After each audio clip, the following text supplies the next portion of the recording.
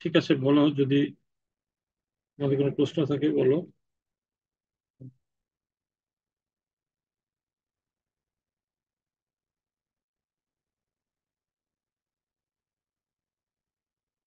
বলো।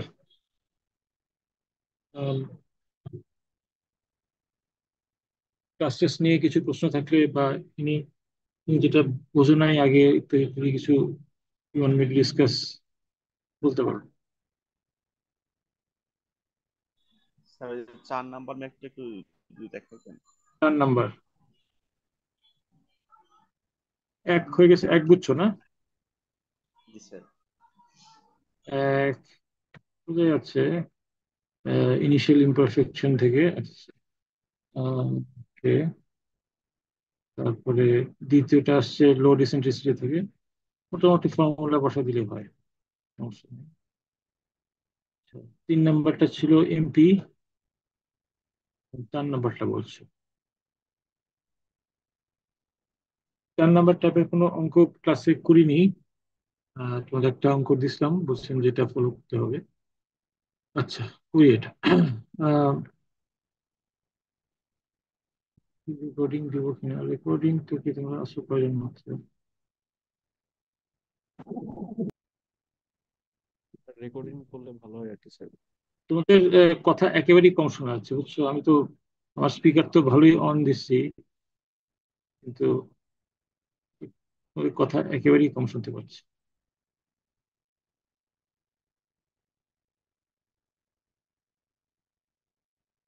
আচ্ছা,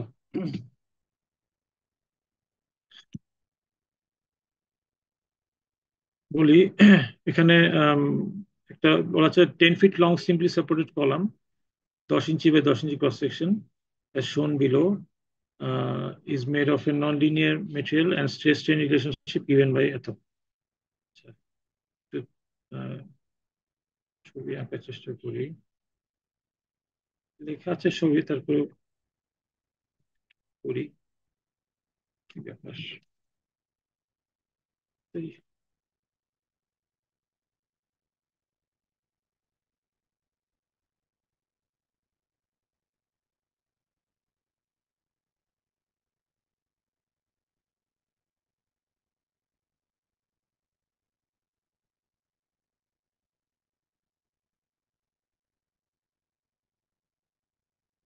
আচ্ছা, ক্রস সেকশন হচ্ছে 10 ইঞ্চি বাই 10 ইঞ্চি।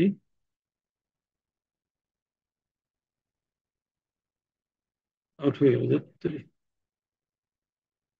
আছি আমি। জি স্যার। জি স্যার, আপনার কথা শোনা যাচ্ছে, স্ক্রিনও দেখা যাচ্ছে। কিন্তু আমার এখানে কি জানি হলো, প্রবলেম।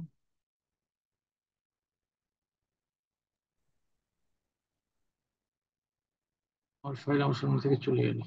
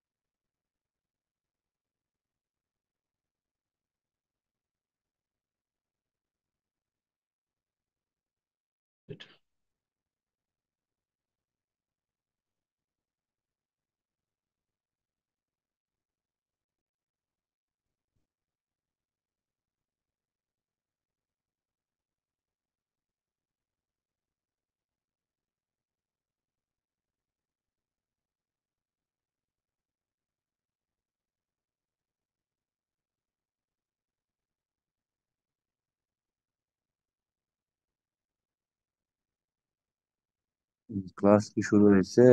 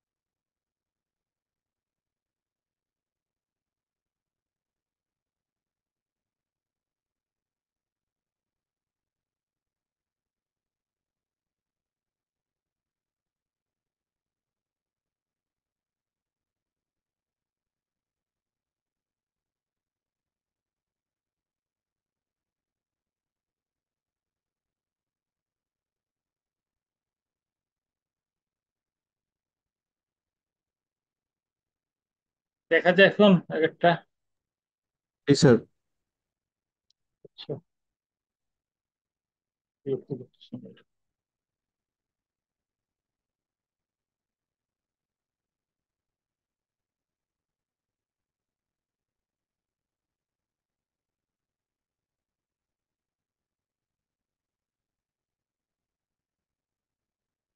আচ্ছা, ক্রস সেকশন হচ্ছে 10 ইঞ্চি বাই 10 ইঞ্চি।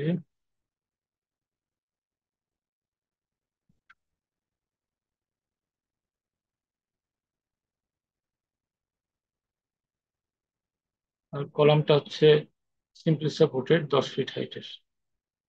একদিকে হিঞ্জ, একদিকে রোলার।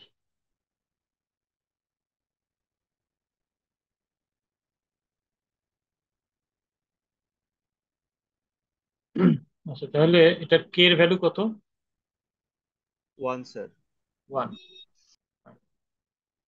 তাহলে এখানে আমরা লিখতে পারি যে পি ক্রিটিক্যাল হচ্ছে pi square ET I by K L square, K L whole square. আচ্ছা, এখন পাই স্কোয়ার তো জানি, আইও জানি। আই হলো এখানে 10 10 into into 10 cube by 12। By 12,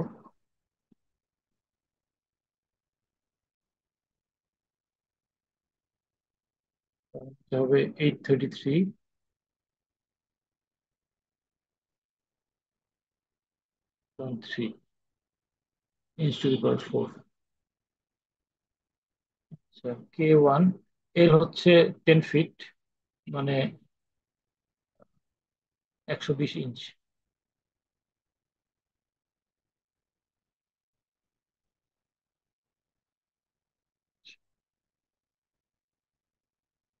তো ঠিক আছে, সবই ঠিক আছে। পাই স্কোয়ার ইটিতে খালি সমস্যা। জি স্যার। আই হচ্ছে 833.33,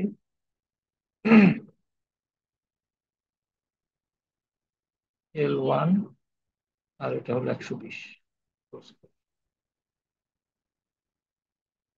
এখানে আহ, একটা জিনিস যেখানে আমাদের সমস্যা হতে পারে সেটা হচ্ছে একটা এক্সপ্রেশন একটু লেখা এসছে এই পি ক্রিটিক্যালের থেকে সিগমা ক্রিটিক্যালে আসা হয়েছে। তো এটা ঠিক আছে, এটা অন্যভাবে করি। সিগমা মানে হচ্ছে স্ট্রেস, আর এপসাইলন হচ্ছে স্ট্রেইন। তো স্ট্রেস স্ট্রেইন গ্রাফ যদি আঁকি, এদিকে সিগমা, এদিকে স্ট্রেইন, এই গ্রাফটাই আঁকছে এটার 4 ইন্টু এত। তো এপসাইলনের ভ্যালু যদি 0 বসাই, 0 বসালে কি হবে? 1 - e⁻⁻0, তাই না? জি ধরো তো স্যার। এপসাইলন ইকুয়াল টু 0 বসালে সিগমা কত হয়? স্যার সিগমা 0 জিরো হওয়ার হয়ে যাবে। কথা। 0 হয়, হ্যাঁ। আচ্ছা, এপসাইলন যদি বাড়াতে বাড়াতে ধরো 0.01 বসালাম, ঠিক আছে? এপসাইলন যদি 0.01 হয় তাহলে সিগমা কত হয়?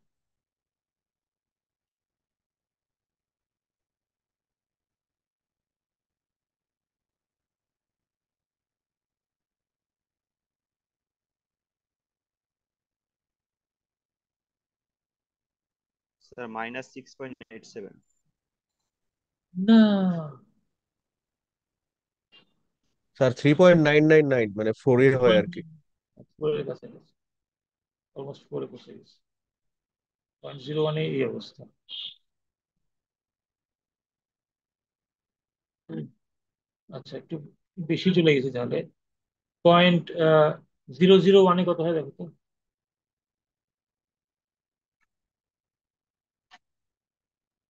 0.001 বসালে 0.380 আসে। 0.01 বসালাম, 0.001 মানে হচ্ছে 100 ভাগের 1 ভাগ, না 1000 ভাগের 1 ভাগ, কাজে এটা হবে e⁻, তার 0.42 আসে ওটা। হ্যাঁ। ডাবল জিরো ওয়ান আসলে 0.42 আসে। উম, নিজে বসে করতে হবে দেখি। e⁻, 0.001 মানে 1000 ভাগের 1 ভাগ, তার মানে e⁻, -0.1, -0.1 মানে হচ্ছে আহ,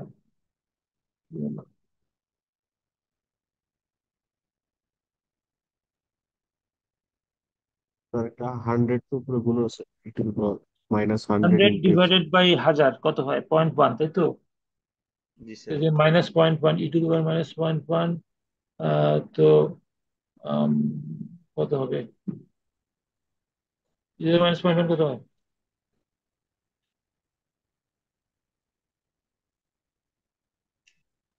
স্যার 0.38 আসে স্যার, এই যে যদি ইটু মাইনাস ডাবল জিরো ওয়ান বসে। 0.38, জি 1 স্যার। মাইনাস এটা, হ্যাঁ। তাই তো জি 4 স্যার, দিয়ে মানে গুণ পুরো করলে, পুরোটার ভ্যালু আর কি 0.38 আসে। সিগমার 4 দিয়ে সিগমার 4 ভ্যালু দিয়ে না গুণ স্যার। করলে কত হয়? 1.52 নাকি? না স্যার, 4 দিয়ে গুণ করার পরে 0.38 আসে। আচ্ছা, আচ্ছা, 0.005 করো তো।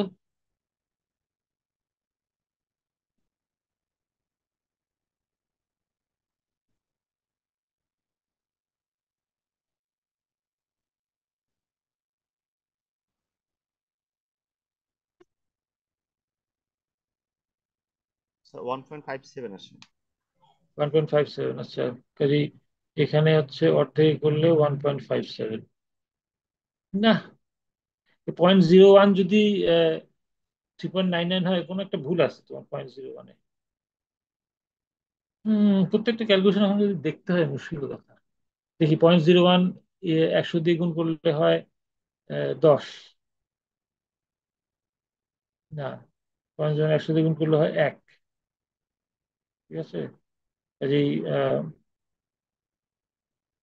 100 ভাগের 1 ভাগ, 100 e⁻, -1 হচ্ছে 2.7, তো উল্টা করলে 0.37, 0.60, 3.99 বছর, এটা ভুল ছিল। আই থিঙ্ক এটা 2.57 একটা কিছু হবে। 0.01, এটা হচ্ছে 1.57। 0.01 না 0.1 যদি বসাই, তখন এটা হয়তো বা 3.99 হবে। স্যার 0.1টাই বলেছিলাম আর কি, 3.99। আমি তো 0.01 বলছিলাম, দেখ, এরকম একটা গ্রাফ হবে আর কি। জি স্যার।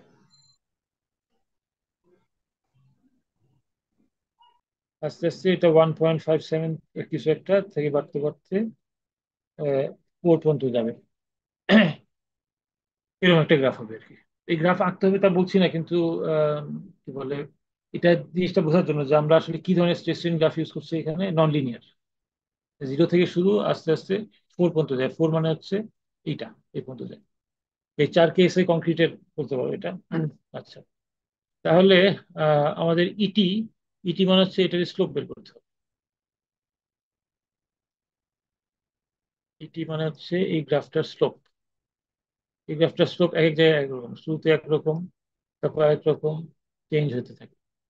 ইটি যদি, কি হবে, del sigma by del epsilon, অর্থাৎ এই সিগমা এপসালন স্ট্রেস গ্রাফের ঢাল, সেটা বের করলাম। এটা করলে কত হয়? 400 নাকি? জি স্যার। 400 e⁻, -100 epsilon. বুঝছো কি করলাম? এটার হাল বের করছি, ডিওয়াই ডিএক্স।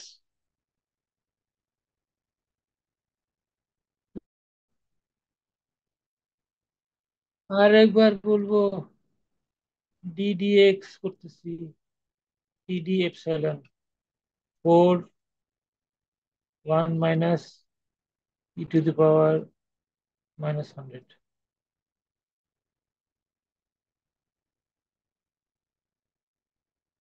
এটা করলে চার যেহেতু কনস্ট্যান্ট বাইরে যায়, ভিতরে থাকে 1 - এটা 1 কে ডিফারেন্সিয়েট করলে হয় 0,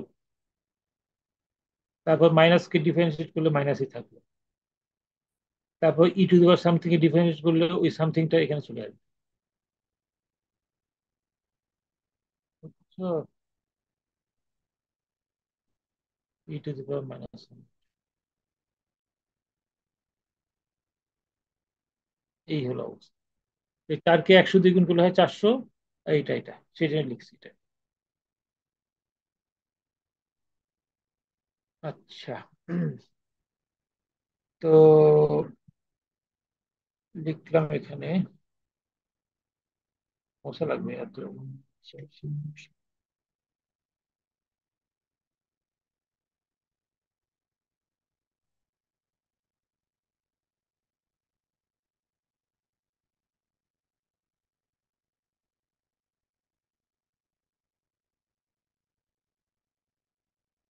মুশকিল করতেছে আজকে আমার।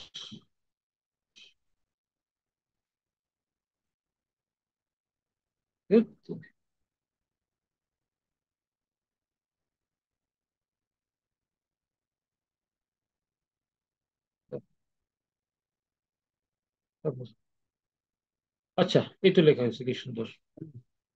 তো এটাই করি, এটা আমরা করছি, হ্যাঁ। ডি সিগমা ডে সেভেন, এটা হলো 400 এত।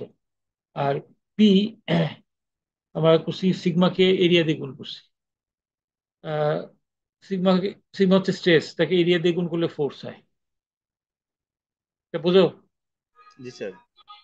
এরিয়া কত? এরিয়া 100 হবে। এরিয়া 100। কাজেই এই 4 কে 100 দিয়ে গুণ করলে 400 হলো। ঠিক আছে? কাজে এই হলো ফোর্সের ইকুয়েশন, 400 × 1 - e⁻⁻100। এটা হলো পি এর ইকুয়েশন, যেটা উপরে লেখা আছে। আর নিচে ইটি লিখছি এত। এই ইটি থেকে আমরা পি এর একটা ইকুয়েশন পাইছিলাম, পি ক্রিটিক্যাল। এটা পাইছিলাম হচ্ছে পাই স্কোয়ার ইটি। ইটি মানে যে লিখি 400, e⁻⁻100 এপসাইলন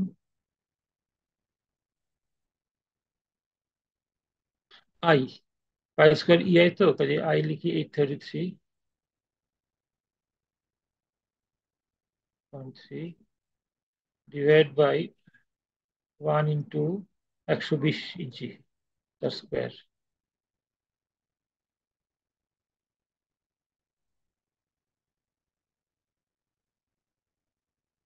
এই দুইটা, এই পি পাইলাম এরিয়া থেকে এত, আর পি ক্রিটিক্যাল পাইলাম কত।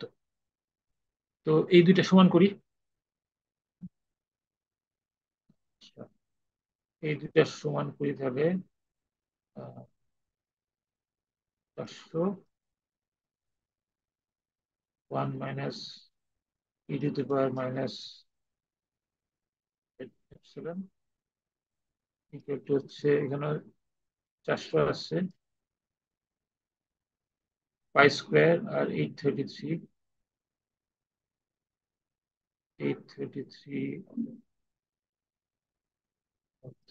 পাই স্কোয়ার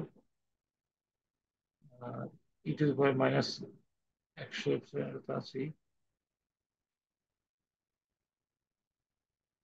ডিভাইড বাই 120 স্কোয়ার।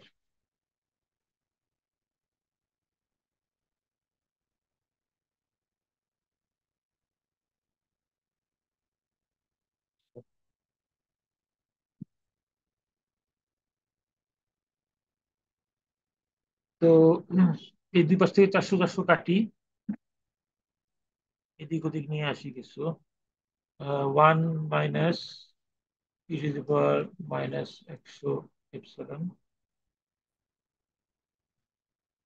400 400 দিয়ে কেটে দেই। 833 π² / 120 স্কোয়ার কত হয় এটা? 833 π² মানে হচ্ছে 8300 এত, আর ওটা হয় 14400। এটা হবে 0.6 এর মতো। 0.571। 571 আছে, থ্যাংক ইউ। e⁻−100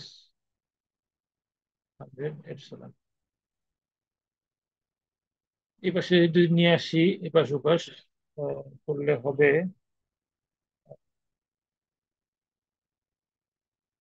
তারপরে ভাগটা ইত্যাদি করলে e⁻−100 এটা হয়ে যাবে 1/1.57, মানে হয়ে যাবে 0.64 এর মতো কিছু একটা। 1.57 তো উল্টা করে লিখলে 1.64 এর মতো হবে। জি স্যার, 0.64 আর কি। তাহলে এখান থেকে এপসিলন পাওয়া যাবে। এপসিলন কেমনে পাবো এখান থেকে?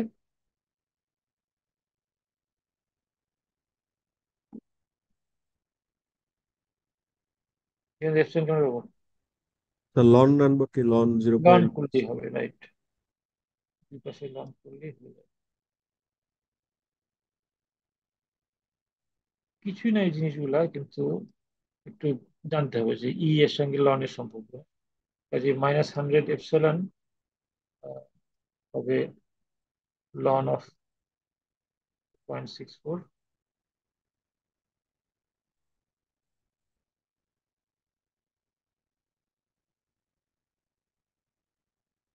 এখান থেকে এপসিলন আসবে আর কি। দেখি, নোট তো নিচে আসছি। এপসিলন 0.64 বা 636 আর কি। সেখান থেকে লন এপসিলন করে আসছে 4.52 × 10⁻³ এই জিনিসটা এখান থেকে পাওয়া যাবে। আচ্ছা, তো এপসিলন যদি পাওয়া যায় সেখান থেকে স্ট্রেস পেতে পারবো।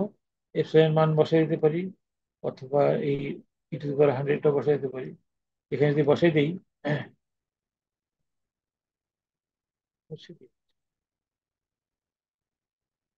এপসিলনের মানটা বসাই দিই, 0.63 বসাই দিতে পারি e⁻100। সেখান থেকে এই পি ক্রিটিক্যাল ভ্যালু চলে আসবে 45.41। এটা হয়ে গেল পি ক্রিটিক্যাল। এটা এখান থেকেও পাওয়া যেতে পারে অ্যাকচুয়ালি। 4 1 e⁻100 মানে হচ্ছে 0.636।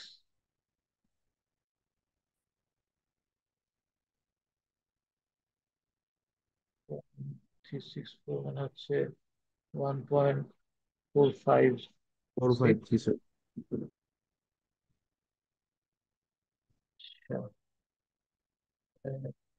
দেখি,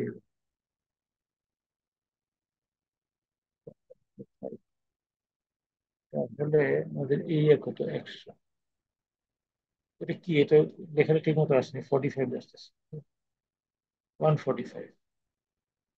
ঠিক আছে, এটাকে 100 দিয়ে গুণ করলেই হবে। জি স্যার। এটাকে এই এরিয়াতে দিয়ে গুণ করলেই, এ দিয়ে গুণ করলেই সে আসবে। এই ডান পাশে যেটা লিখছি সেটা হচ্ছে স্ট্রেস ইকুয়েশন থেকে, আর বাম পাশে পিন দিয়ে যেটা লেখা হচ্ছে এটা হলো এই এই যে পি ক্রিটিক্যাল ইকুয়েশন দিয়ে। তো এটা একই আসবে, একই আসা উচিত। 145.4 কি ভালো কথা। এখন কথা হচ্ছে যে পাইলাম, ভালো কথা। আম, দেখো, এটা যদি একদম লিনিয়ারলি ইলাস্টিক হতো, তাহলে যদি ধরতাম যে এই প্রথমে যে স্লোপটা আছে 400, সেই স্লোপে যদি যেত ওই থেকে, আমাদের গ্রাফটা তো এরকম হয়ে গেছে।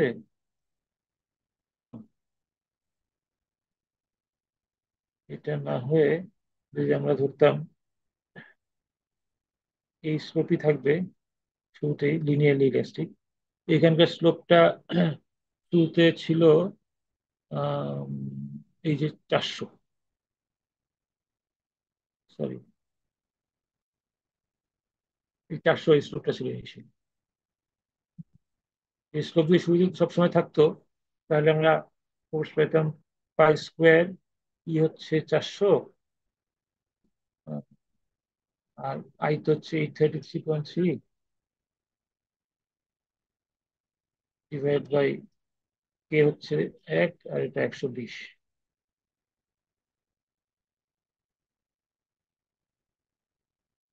কত হয় এটা দেখো?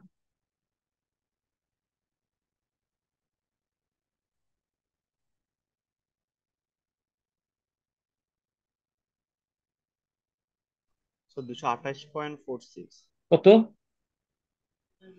228.46। 228.46 না? হুম, আমি আর একটু বেশি আশা করছিলাম। ঠিক আছে, 228.46 ভুল করলাম এই কথা। পাই স্কোয়ার ই আই, ঠিক আছে মনে হয়। আচ্ছা, উম, তো এখন নন লিনিয়ার হওয়ার জন্য এটা কমে গেছে 145 হয়েছে 45। আমি আর একটু বেশি আশা করছিলাম এই স্কোপে যদি যায় 400 স্কোপে গেলে।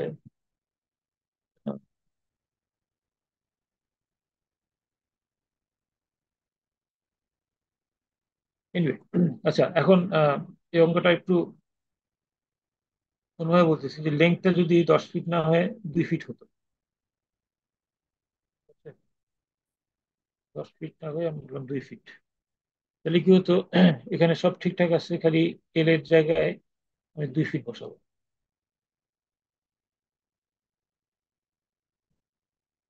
2 ফিট বসালে এটা চেঞ্জ হয়ে যাবে। কি করছিলাম এখানে পি ক্রিটিক্যাল বসাই, পাই স্কোয়ার 400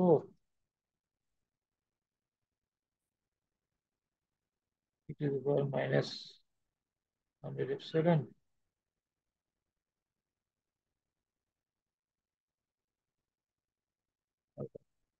আই হচ্ছে 833.3 ডিভাইড বাই 2 × 12 স্কয়ার। সেটা এখানে করা হয়েছে, পুরো এই ভ্যালু আসছে।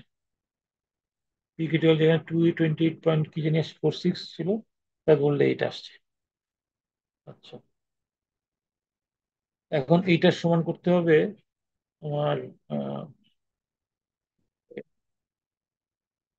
এই যে 400 যেটা আছে, 401 minus E to the power minus 100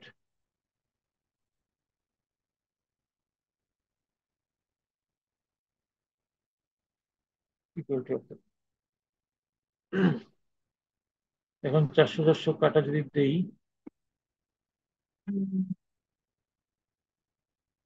1 minus E to the power minus 100 epsilon equal to 400 যদি পাই স্কোয়ার আসবে, পাই স্কোয়ার 833.3 ডিভাইডেড বাই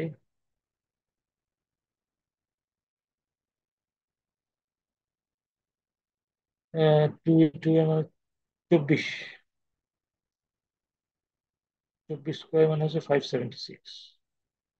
আচ্ছা এমনি লিখি, 24 স্কোয়ার।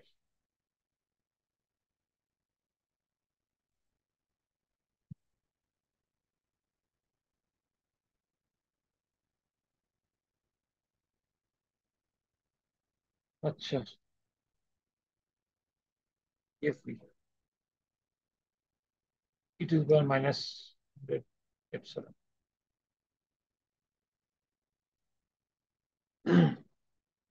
তাতে আসে, একটু লিখি, এখানে লিখে আসে,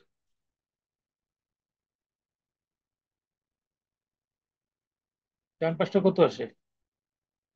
5 স্কোয়ার 833, 24 স্কোয়ার 14.28 14.28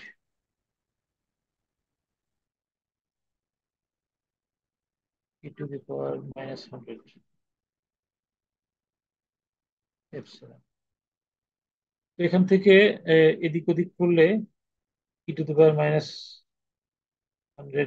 এপসিলন, সেটা আসবে 14 আর 1 যোগ করলে 15.28 হবে, করলে 0.64 এর মতো কিছু একটা হবে। 0.6,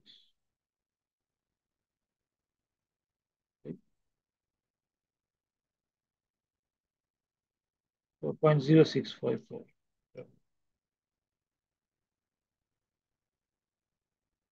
সেখান থেকে স্ট্রেইন চলে আসবে, এটা এপসিলন চলে আসবে আর কি, লগ নিয়ে তারপরে 100 দিয়ে ভাগ করলে 0.0272, এটা হয়ে যাবে স্ট্রেইন।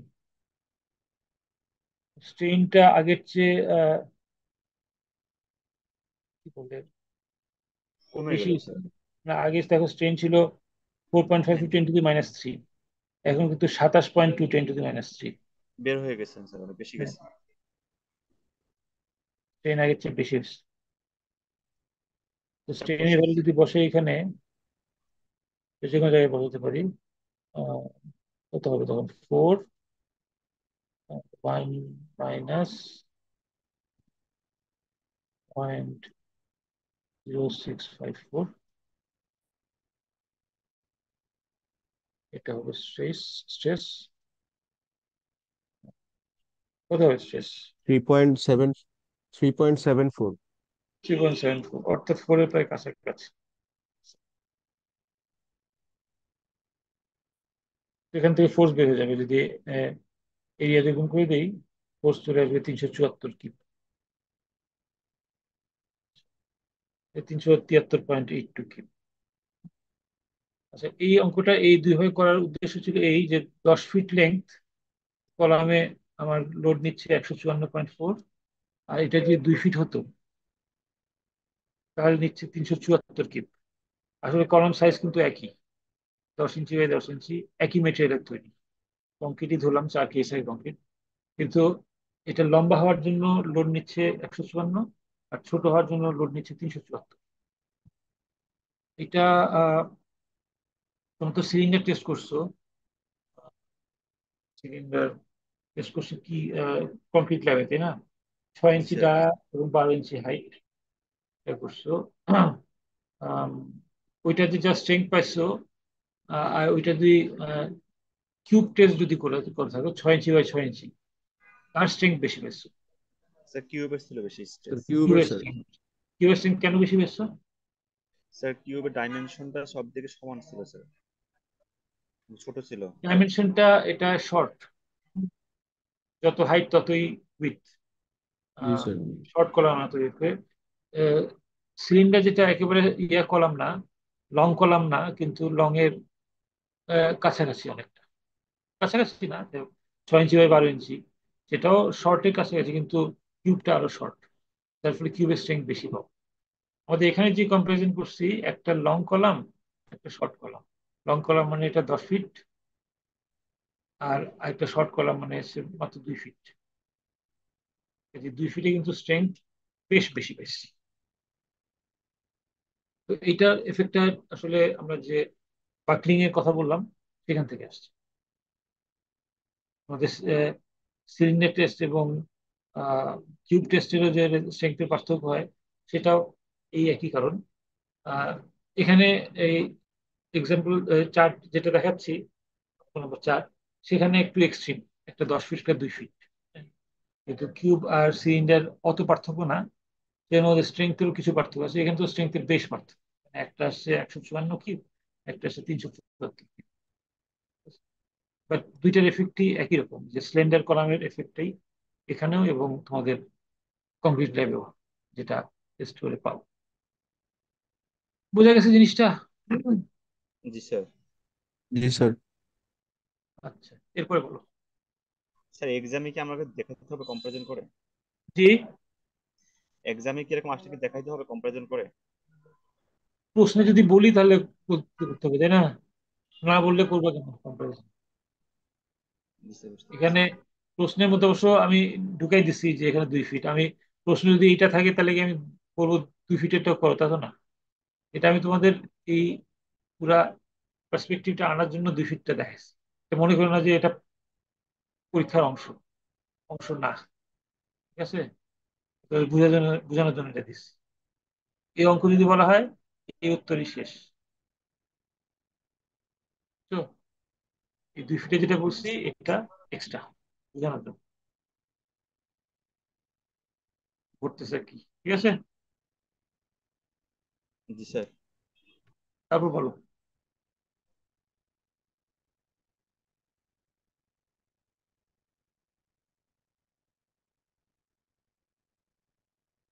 স্যার অন্য কোনো অঙ্ক নাই? জি বলো। স্যার আছে। স্যার 7 নাম্বার কোশ্চেনটা কি? 7 নম্বর। আচ্ছা, sir by the 8 way. Number কোয়েশ্চেনটা, জি, স্যার 8 নাম্বারটা একটু বুঝাতে। 5। আচ্ছা, 5 নাম্বার নিয়ে তোমাদের একজন আসছিল আমার কাছে। তো 53 আছো ক্লাসে? 5 নাম্বার করছে। আচ্ছা, যাই হোক, করলে করো। আহ, এখানে মশা মারা হচ্ছে। আচ্ছা, ফোর্স পি অ্যাপ্লাই করা হয়েছে। এবং কি বলে, এটা হচ্ছে তার পাটা, MNO। MNOটা হচ্ছে তার এই যে এই পাটা, এই পাটা হচ্ছে MNO।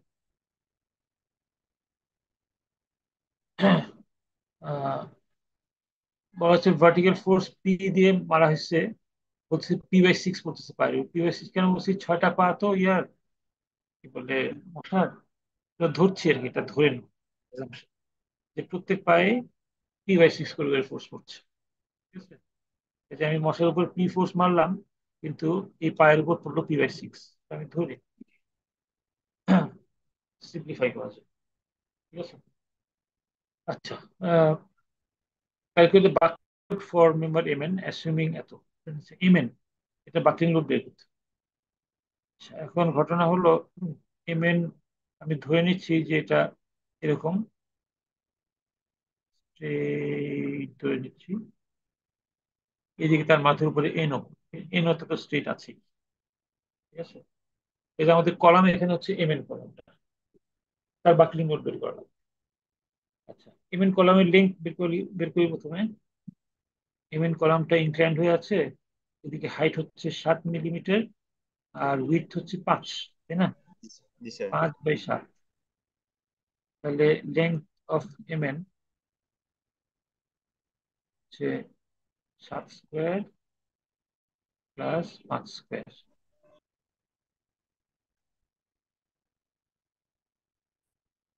হবে 8.5 সিক্স না স্যার। 8.6 8 পয়েন্ট। মিলিমিটার। আচ্ছা, গেল লিঙ্কটা হলো। এখন EI তো দেওয়া আছে আমাদের। বাকলিং ফর্ম হচ্ছে π² EI by KL whole square. এখন কেটা বের করা লাগবে। এল বের হয়ে গেছে, কে বের করা লাগবে। কে কেমনি বের করবো? দেখো, এটার 2টা এন্ড আছে, একটা হচ্ছে M, এটা রোলার সাপোর্ট, কাজেই সাই M ইনফিনিটি স্যার। ইনফিনিটি ধরতে পারি, যেহেতু রোলার সাপোর্ট আছে। এখন সাই N বের করাটা হচ্ছে কথা।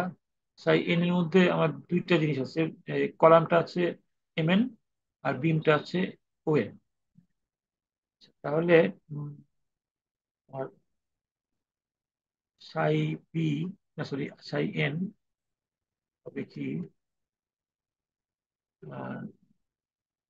EI of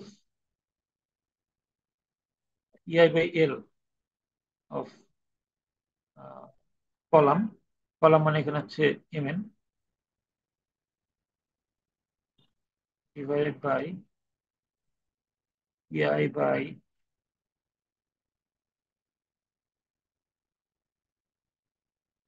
l of when.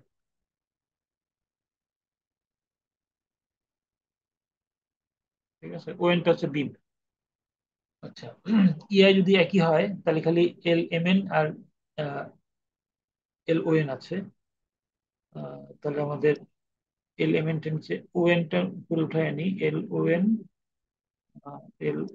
N divide by L M N. L O N হচ্ছে কত? এল ও এনটা এখানে লিখে ফেলি, 2.24।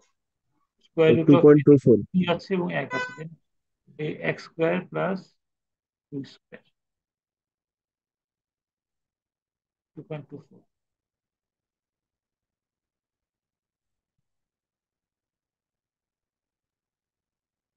সাই এন আসে হচ্ছে 0.26। আচ্ছা, আস্তে আস্তে 2.24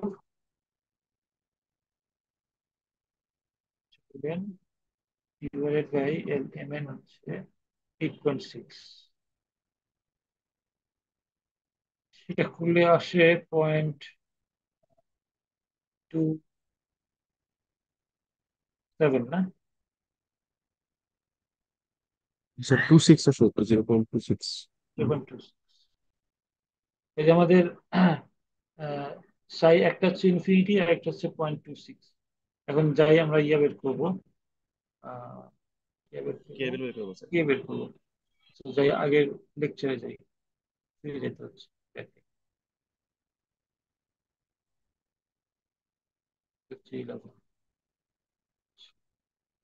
ইয়াতে যাই, যে অ্যালাইনমেন্ট চার্টটা দিয়ে ক্লাসে দেখাচ্ছিলাম।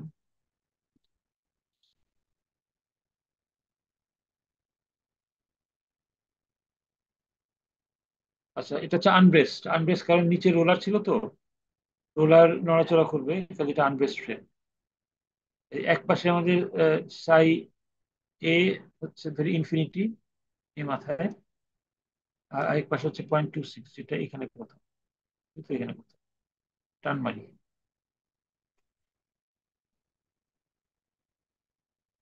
এই কারণটা দুইয়ের মতো হবে। জি স্যার। জি স্যার। এবার 2.1 বা একটা কিছু আনব্রেসড এটা। যাই এবার অঙ্কে।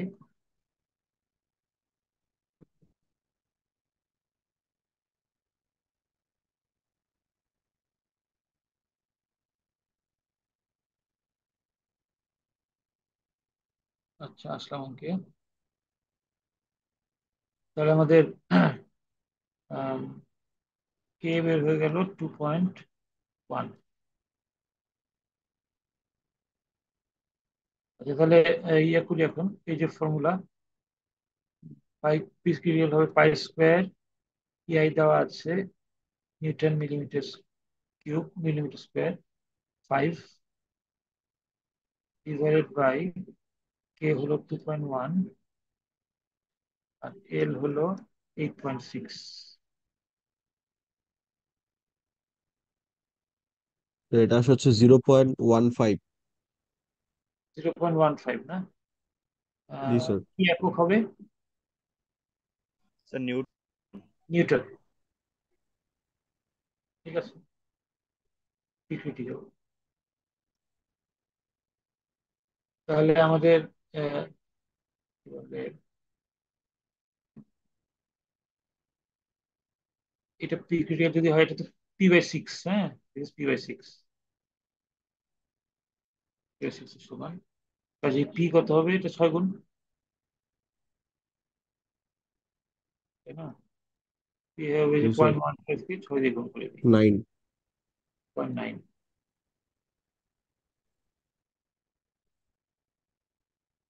0.9 নিউটন।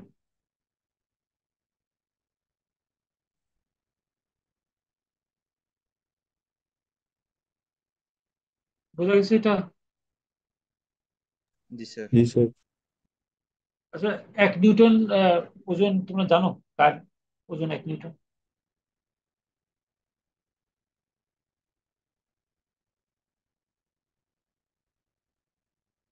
না স্যার।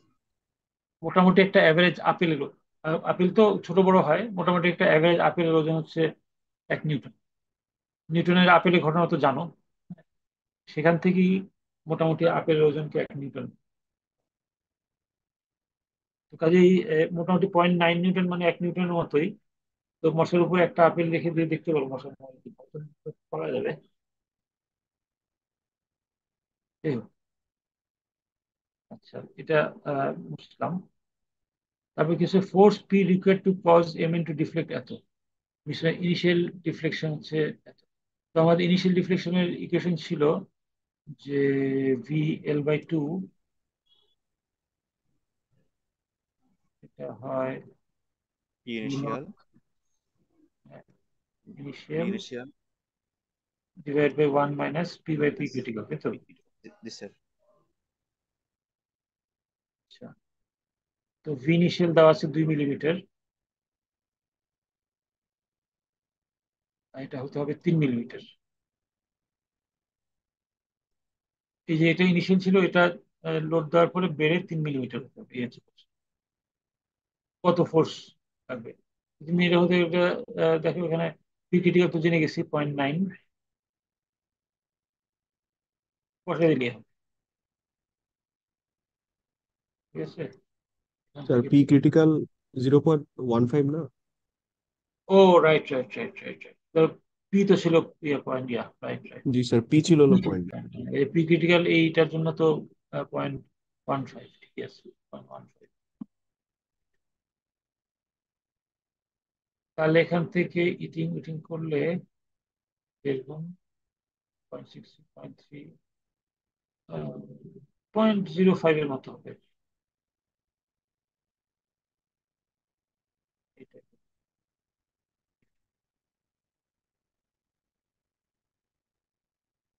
জি স্যার 0.05।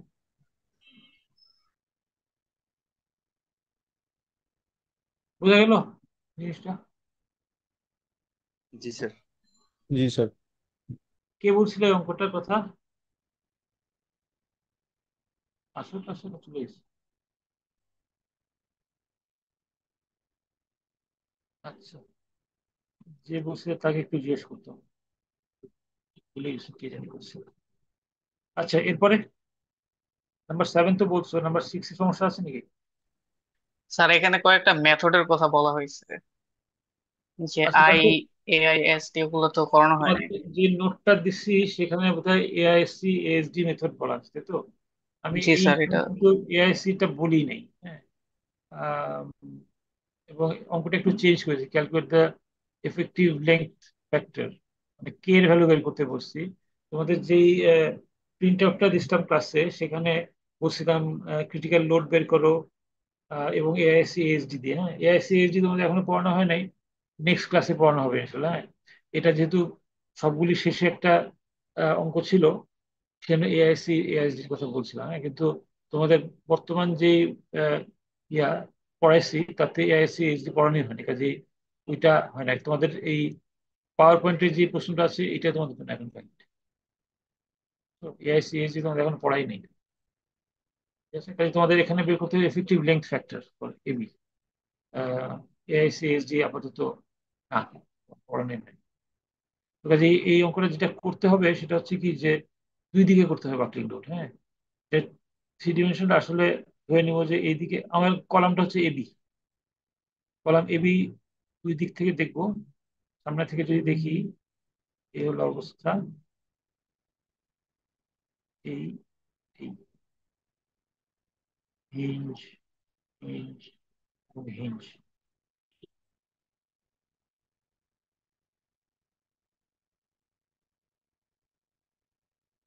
এখানে কলাম এবি বাইর করতে হবে, পাবো আশা করি। এটা তো ব্রেসিং দেওয়া আছে, কাজে এটা ব্রেস্ট করলাম, এটা লেংথ আছে, এবং এটা আহ, দুইটা কলাম এই। আচ্ছা, সাই বি হচ্ছে এখানে কত? Sir infinity. ইনফিনিটি। এই সাই এটা বের করতে হবে। এই দুই কলাম আছে, দুই বিম আছে, ক্লাসে এভাবে করাইছে। একটা কলাম হচ্ছে 13 ফিট, একটা হচ্ছে 12 ফিট, দুইটা বিম, দুইটা 20 ফিট 20 ফিট। এখান থেকে সাই এ বের করা যাবে এবং এটা ব্রেস্ট হবে, পরে এখানে কে এর ভ্যালু বের হবে। ঠিক আছে? জি স্যার। আর সেখান থেকে লোডও বের করা যাবে। আচ্ছা, ওই প্রান্ত ওই পাশ থেকে যদি দেখি, সাইড ভিউ যদি দেখি, তাহলে আমার ফ্রেমটা হবে এরকম। অর্থাৎ আমি এখন এই মাঝের এই ফ্রেমটার কথা বলছি, যেটার মধ্যে কলাম এবি আছে।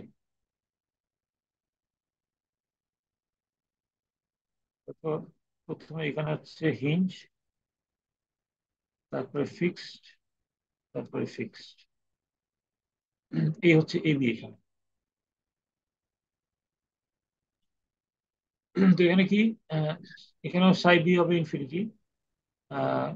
সাই এ বের করতে হলে এই দুই কলাম আছে আর একটা বিম আছে। স্যার এখানে তো বিম একটা কাউন্ট হবে, শুধু 15 ফিট ওই সাইডে তো যাবে না যেহেতু জয়েন্টে একটা বিমই আছে। একটা বিম আছে, রাইট।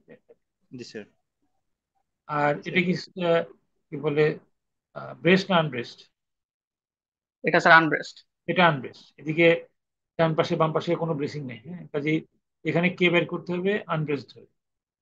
ঠিক আছে, ঠিক আছে, হয়ে গেল। এখান থেকে তাহলে এখন পি ক্রিটিক্যাল বাই করো। আগেরটা থেকে আবার এই দুইটা থেকে মিলাই দেখতে হবে যে আসলে পি ক্রিটিক্যাল কত, যেটা ছোট হবে সেটাই। বুঝতে পারছো? স্যার সেটা কি স্যার এই যে অ্যাপ ওয়াই সাথে কম্পেয়ার করতে হবে স্টেজের সাথে? সেটার সাথে স্টেজ দেওয়া আছে না অ্যাপ ওয়াই, ম্যাক্সিমাম স্টেজ।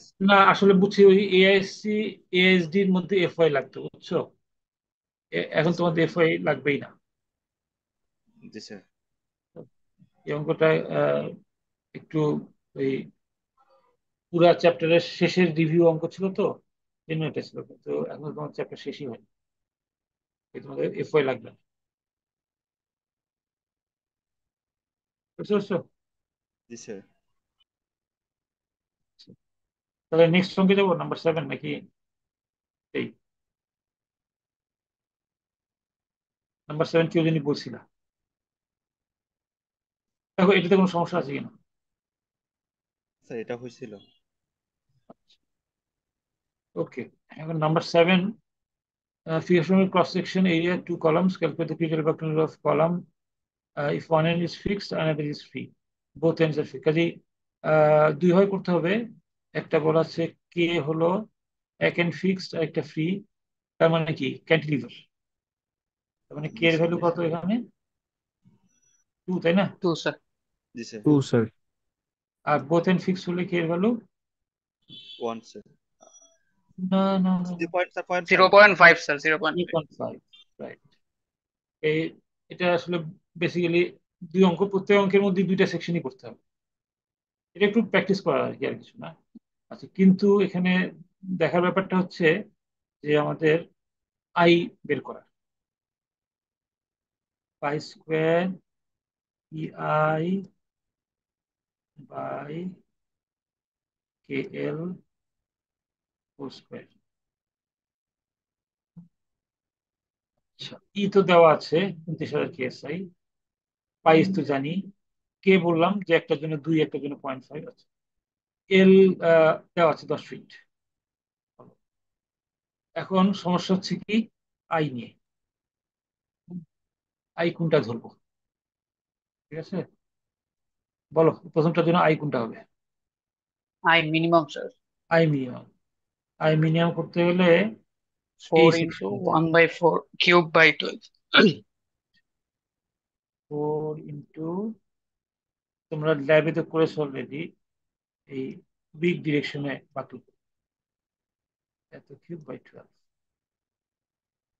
এটা কিন্তু দেখলে মনে হতে পারে যে আমরা এই অক্ষে নিই, কিন্তু আসলে উইক অক্ষ, আই মিনিমাম যেখানে আসে নিতে হবে। ঠিক আছে, আর দ্বিতীয়টাতে স্যার এখানে সার্কেলের জন্য তো একটাই আসবে, তো মাঝখানের জন্য আর কি বড়টা নেওয়া লাগবে যাতে করে বাদ দেওয়ার পরে মিনিমামটা থাকে। Right, good. কাজে এই বড়টা বাদ দিতে হবে, কাজে আমাদের এখানেও এই অক্ষ বরাবর যে নেই, আই মিনিমাম করতে গেলে সার্কেল তো ধরো ডায়ামিটার দেওয়া আছে 4, পাই ই 4, মানে 4 × 4 বাই 64 গেল, সার্কেল হয়ে গেল, মাইনাস এই এই অক্ষ বরাবর যদি নেই বড়টা মাইনাস হবে আর কি, মানে 1 ইন্টু 3³ বাই 12, বুঝছো? এখানে করতে গেলে ম্যাক্সিমামটা মাইনাস করলাম আর কি। এই হলো কাহিনী, একটু ইয়ে আর কি, চালাকি টাইপের। স্যার এই ক্ষেত্রে কি ম্যাক্সিমাম মিনিমাম দুইটাই বের করার পরে স্যার দুইটাই দেখাইতে হবে, নাকি একটা যে কোনো মিনিমাম তাহলে বের করে রাখলেই হবে চতুর্থ মিনিমাম একটা হচ্ছে? বের করে তুমি যদি ইয়ে থাকো, কনফিডেন্ট থাকো, তাহলে ঠিকই আছে। তো জি স্যার। মানে আসলে মানে যদি ইয়ার ডিসিশন যদি ঠিক থাকে তাহলে ভুলের কিছু নাই। হ্যাঁ, শোনো, একটা কথা বলি, ম্যাক্সিমাম বলে তো আসলে কিছু নেই। ম্যাক্সিমাম যদি বের করো, মোমেন্ট অফ ইনার্শিয়া ম্যাক্সিমাম কিন্তু দূরত্বের সঙ্গে সঙ্গে আস্তে আস্তে আস্তে আস্তে বাড়তে থাকবে, বুঝছো? এই যেটা বলছো ম্যাক্সিমাম, ফর এক্সাম্পল আমি যদি এইটা এই অক্ষে যদি বলি, হ্যাঁ, এটা কিন্তু ম্যাক্সিমাম না, এই সেন্ট্রয়েডাল অক্ষের মধ্যে ম্যাক্সিমাম এটা, ঠিক আছে? হ্যাঁ, কিন্তু আমি যদি এখানে নেই, ওখানে নেই, আরো বাড়বে তো, তাই না? জি স্যার। ম্যাক্সিমামে কিন্তু কোনো লিমিট নাই। হ্যাঁ, কিন্তু সেন্ট্রাল অক্ষের মধ্যে বলতে পারো এই নীলটা হচ্ছে ম্যাক্সিমাম। তো কাজেই তোমার ক্যালকুলেশন সুবিধার জন্য যেটা করতে পারবা করবা। হ্যাঁ, আমার এটা হলেই চলবে, ঠিক আছে? জি স্যার, বুঝতে পারছি। জি স্যার। সেন্ট্রালের লক্ষ্যতেই অবশ্যই মিনিমাম হবে, ম্যাক্সিমামের আসলে কোনো প্র্যাকটিক্যাল অ্যাপ্লিকেশন নাই, বুঝছো? ম্যাক্সিমাম বললাম যত দূরত্বে নিবা ম্যাক্সিমাম তো বাড়তেই থাকবে। এখন সেন্ট্রাল ম্যাক্সিমাম একটা কনসেপ্ট আছে, কিন্তু সেন্ট্রাল ম্যাক্সিমামটা খুব একটা কাজে লাগে না, কাজে লাগে হচ্ছে সেন্ট্রাল মিনিমামটা, ঠিক আছে?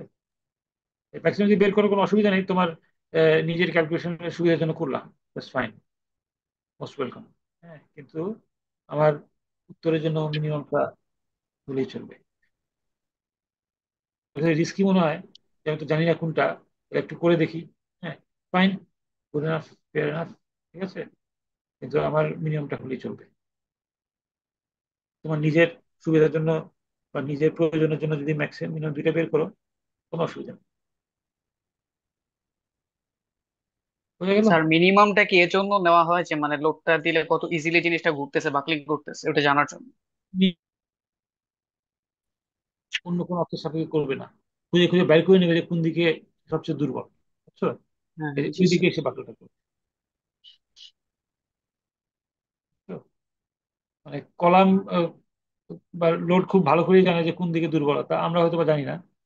তো সেজন্য আমাদের ম্যাক্সিমামকে ইয়ে করতে হয়, হিসাব করতে হয়, কিন্তু লোড খুব ভালো করেই জানে যে কোন দিকে আমি হিট করলে সহজে ফিল করাতে পারবো। অবশ্যই মিনিমামের সাপেক্ষেই বাকিটা করবে,